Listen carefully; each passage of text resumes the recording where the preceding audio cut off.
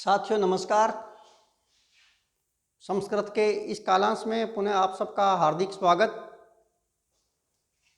इस कालांश में मैं आपके साथ द्वितीय विभक्ति से संबंधित एक सूत्र है, वह सूत्र आपके साथ में मैं शेयर कर रहा हूं।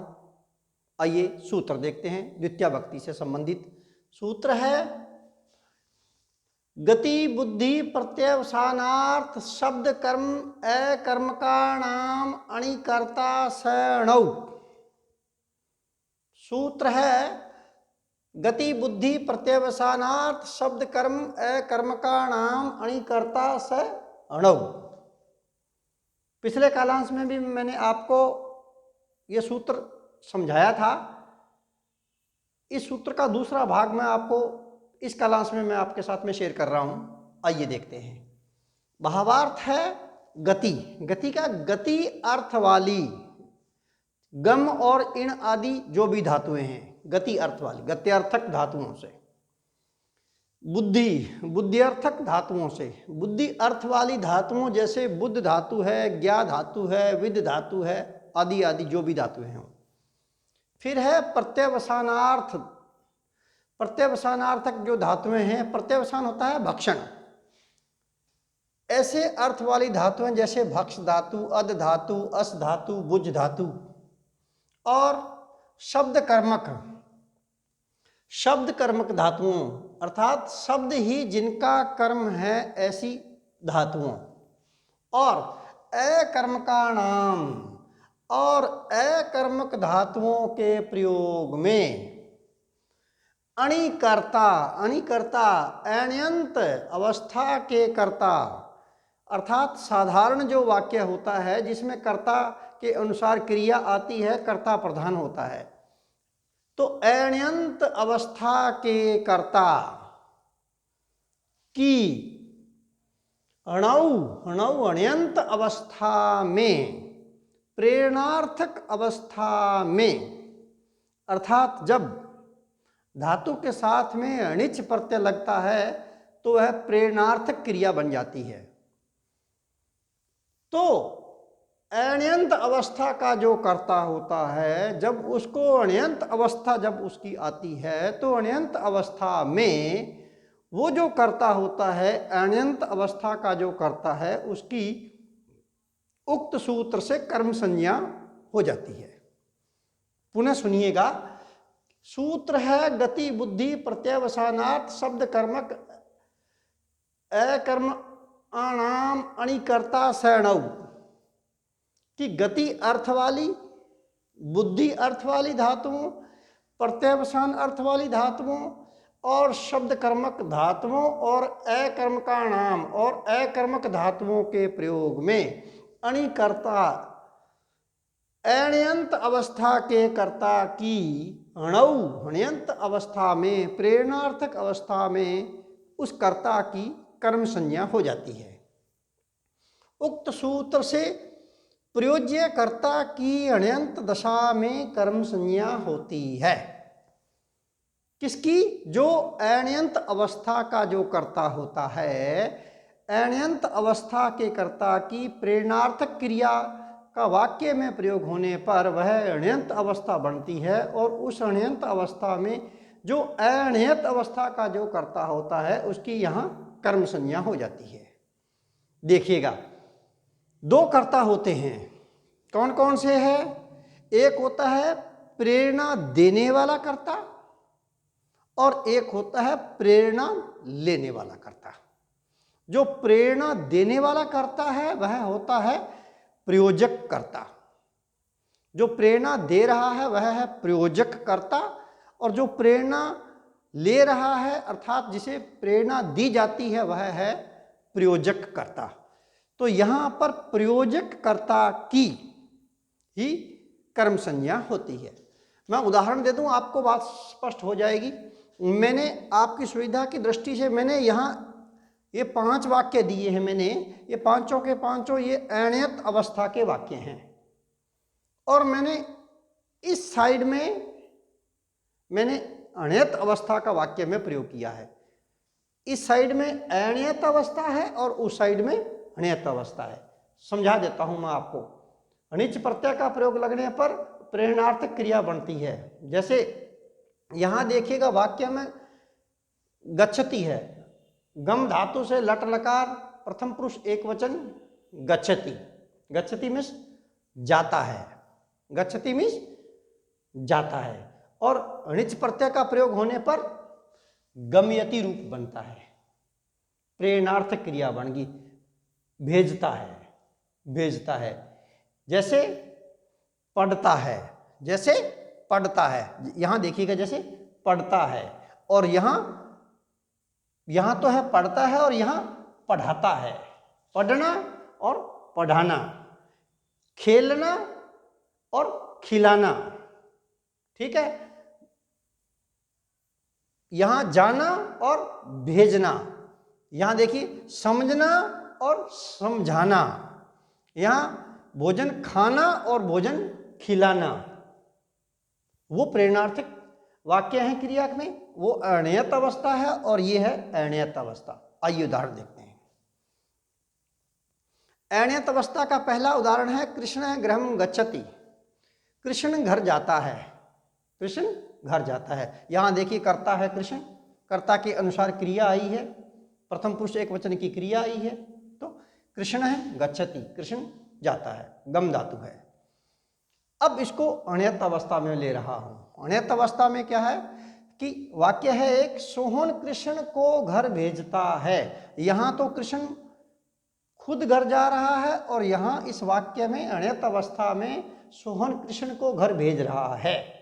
एक तो स्वयं जा रहा है और एक दूसरे के द्वारा प्रेरणा देने पर वह घर जा रहा है, तो सोहन जो है कृष्ण को घर भेजता है। ये देखिएगा वाक्य में गम धातु का प्रयोग हुआ है, ये गति अर्थ वाली गम धातु का वाक्य में प्रयोग हुआ है। ये गम धातु से अनिच प्रत्यय का प्रयोग होने पर गमयति बना, तो गति अर्थ वाली गम धातु का वाक्य में प्रयोग हुआ है। अब यहां देखिएगा जो अण्यत अवस्था का जो कर्ता है वह अण्यत अवस्था में वह उसकी कर्म संज्ञा हो जाती है उक्त सूत्र से। तो कर्म संज्ञा होने पर द्वितीय व्यक्ति लगती है और उसके बाद में ये देखिएगा आप लोग, यहाँ कृष्ण है शब्द, ये जो कृष्ण पद दिया हुआ है ये यहाँ पर प्रथमा व्यक्ति का एक वचन है और यहाँ कृष्णम ये द्वितीय व्यक्ति का एक वचन हो गया। उक्त सूत्र से कृष्ण की कर्म संज्ञा होगी और कर्म संज्ञा होने के बाद में द्वितीय व्यक्ति लगी कृष्ण शब्द के साथ में, तो कृष्णम पद बन गया। यही यह सूत्र कह रहा था।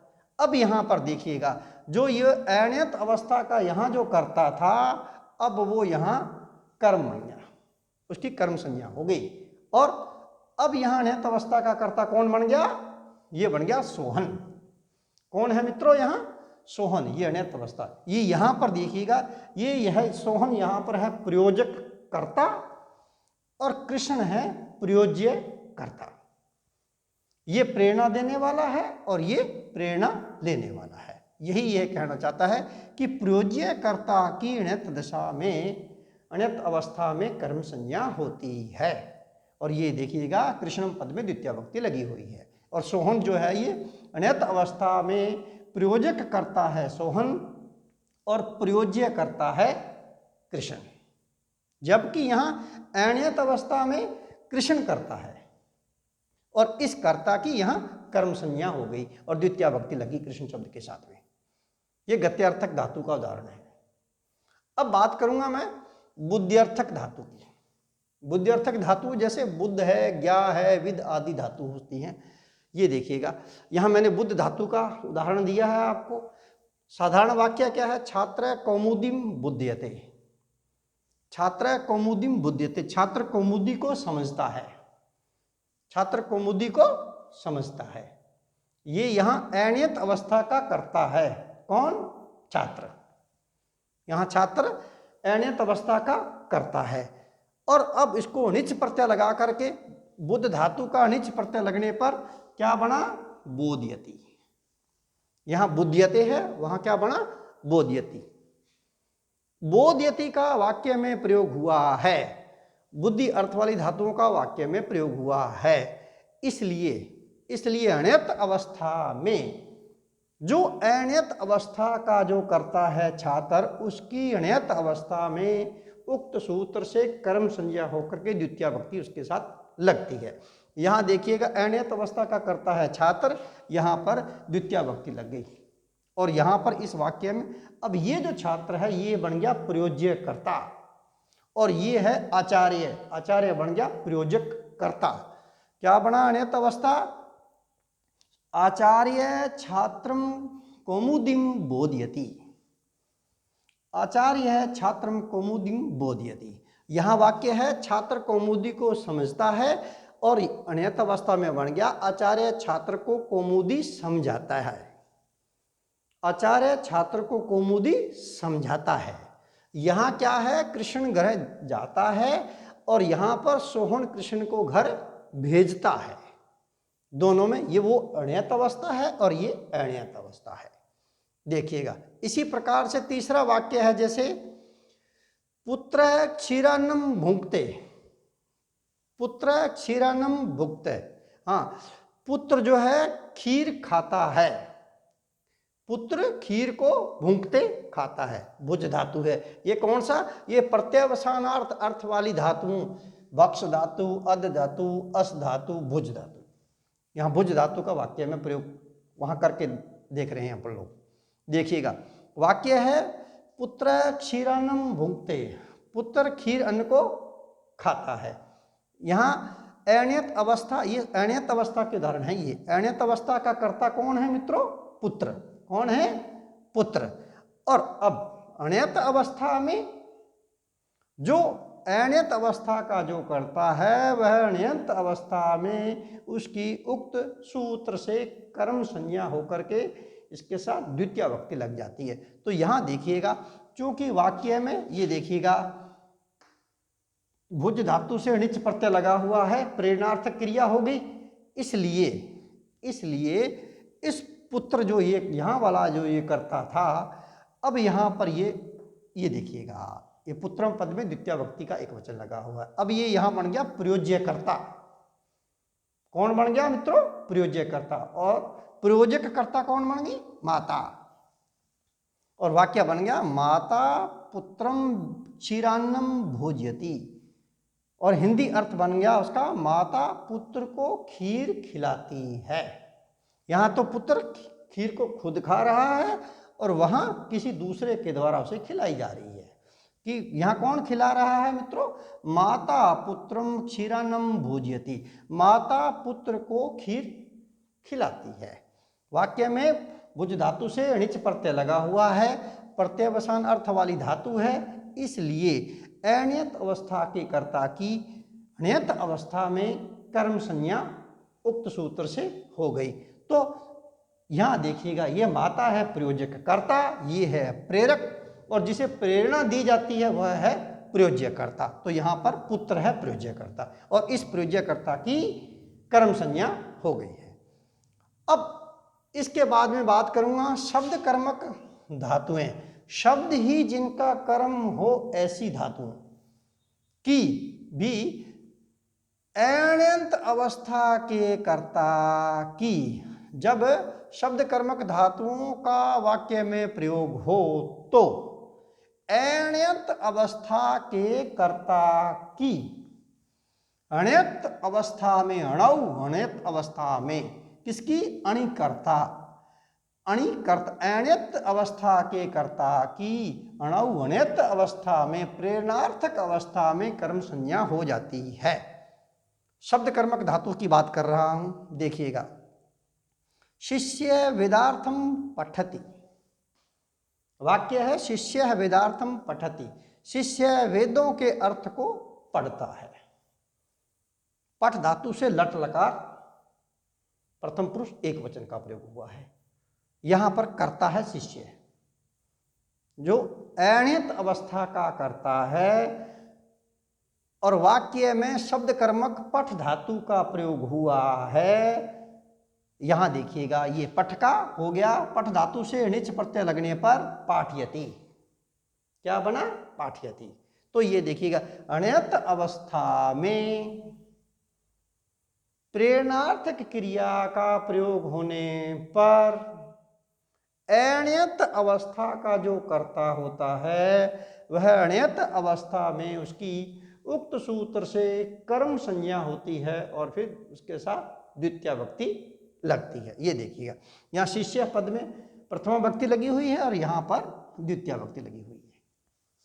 ठीक है, और वाक्य है गुरु शिष्यम वेदार्थम पाठयति। गुरु शिष्य को वेदों के अर्थ को पढ़ाता है। यहाँ शिष्य स्वयं पढ़ता है और वहां पर गुरु शिष्य को पढ़ाता है। प्रेरणार्थक क्रिया हो गई। तो वाक्य में देखिएगा गुरु जो पद है वह है प्रयोजक कर्ता और ये शिष्य बन गया यहाँ पर प्रयोज्य कर्ता, और प्रयोज्य कर्ता की अण्यत दशा में कर्म संज्ञा होती है, जो अण्यत अवस्था का कर्ता था। यहाँ पर अण्यत अवस्था का कर्ता था शिष्य और यहाँ पर अण्यत अवस्था में उसकी कर्म संज्ञा हो गई। तो प्रयोज्य करता है शिष्य और प्रयोजक करता है, प्रेरक है गुरु। गुरु शिष्य को वेदों के अर्थ को पढ़ाता है। ठीक है, एक और वाक्य देखिएगा। तो हमने मित्रों गति अर्थ वाली धातु देख ली, बुद्धि अर्थ वाली धातु देख ली, प्रत्ययवसान अर्थ वाली धातुओं को देख लिया, शब्द कर्मक धातुओं को देख लिया, और अब है एक अकर्मक धातुओं के प्रयोग में भी ये अकर्मक धातु है। सी धातु राम है सेते, राम सोता है। सी धातु है आत्मनेपदी लट लकार प्रथम पुरुष एक वचन। सी धातु शयन करना अर्थ में है, तो सी का होता है सेते। राम है सेते, राम सोता है, राम सोता है। ये अण्यत अवस्था है और इसमें अण्यत अवस्था का कर्ता कौन है? राम। कर्ता के अनुसार यहाँ क्रिया आ गई। राम है सेते, सी धातु आत्मनेपदी लट लकार प्रथम पुरुष एक वचन सेते। अब देखिएगा इसको अण्यत अवस्था में लेता हूं, तो अण्यत अवस्था में है कौशल्या राम को सुलाती है। यहां तो राम स्वयं सो रहे हैं और यहां कौशल्या राम को सुला रही है, और वाक्य बना है कौशल्या रामम साययति। वाक्य में देखिएगा ये सी धातु से अनिच प्रत्यय होकर के साययति प्रेरणार्थ क्रिया का प्रयोग हो गया वाक्य में। तो ऐसा प्रयोग होने पर जो यहां अण्यत अवस्था का करता है वह अण्यत अवस्था में उसकी उक्त सूत्र से कर्म संज्ञा हो गई और उसके साथ में कर्म संज्ञा होने पर द्वितीया विभक्ति लगी। रामम पद में द्वितीया विभक्ति लगी हुई है, तो यहां पर प्रयोज्य कर्ता हो गया मित्रों राम और प्रयोजक कर्ता कौन हो गया? कौशल्या। कौशल्या यहां राम को सुला रही है, ये अकर्मक धातु का उदाहरण हो गया। ठीक है, अब देखिएगा गति आदि किम, ये 5 उदाहरण मैंने पांचों से संबंधित मैंने आपको 5 उदाहरण मेरी तरफ से दे दिए हैं। अब देखिएगा गति आदि किम सूत्र में दिया है गति बुद्धि प्रत्ययवसानार्थ शब्द कर्मक अकर्मकाणाम। इन धातुओं के प्रयोग में ही अण्यंत अवस्था के कर्ता की अण्यंत अवस्था में कर्म संज्ञा होती है। यदि इनसे भिन्न है तो कर्म संज्ञा नहीं होगी, ये कहना चाहता गति आदि किम। देखिए उदाहरण देखिएगा, एक उदाहरण है देवदत्त है ओदनम पचति। देवदत्त है ओदनम पचति, देवदत्त ओदन को पकाता है, देवदत्त ओदन को पकाता है। पच धातु, अब देखिएगा णिच प्रत्यय का प्रयोग कर दिया, पच धातु से णिच प्रत्यय लगाने पर बनता है मित्रों पाचयति, प्रेरणार्थ क्रिया हो गई। परंतु ये जो पच धातु है ये इन धातुओं में कहीं नहीं है, न तो यह गति अर्थक धातु है, न बुद्धि अर्थक है, न प्रत्ययवसानार्थक है, और न ही शब्द कर्मक धातु है और न ही अकर्मक धातु है, कोई धातु नहीं है। इसलिए ये जो यहाँ देवदत्त है, इस देवदत्त की जो यहाँ अण्यत अवस्था का कर्ता है, इसकी अण्यत अवस्था में कर्म संज्ञा नहीं होगी। क्यों नहीं होगी? क्योंकि पच धातु इन उपयुक्त धातुओं में से कोई धातु नहीं है। लिखा भी है मैंने कि पच धातु से उक्त सूत्र में कथित धातुओं में कोई परिगणित धातु ये पच धातु किसी में भी नहीं है। अतः प्रयोज्य कर्ता तो अनुक्त ही रहा। फिर ये जो प्रयोज्य कर्ता देवदत्त है ये तो फिर अब अनुक्त ही रहा, और जब कर्ता जहां अनुक्त होता है वहां पर कर्तृकरणीयों तृतीया। इस सूत्र से अनुक्त कर्ता जो देवदत्त है उसके साथ तृतीया विभक्ति का प्रयोग हो जाता है। तो वाक्य बन गया, ये देखिए देवदत्तेन, देवदत्तेन, देवदत्तेन पद में तृतीया विभक्ति लगी हुई है। सूत्र कौन सा काम करेगा यहाँ पर?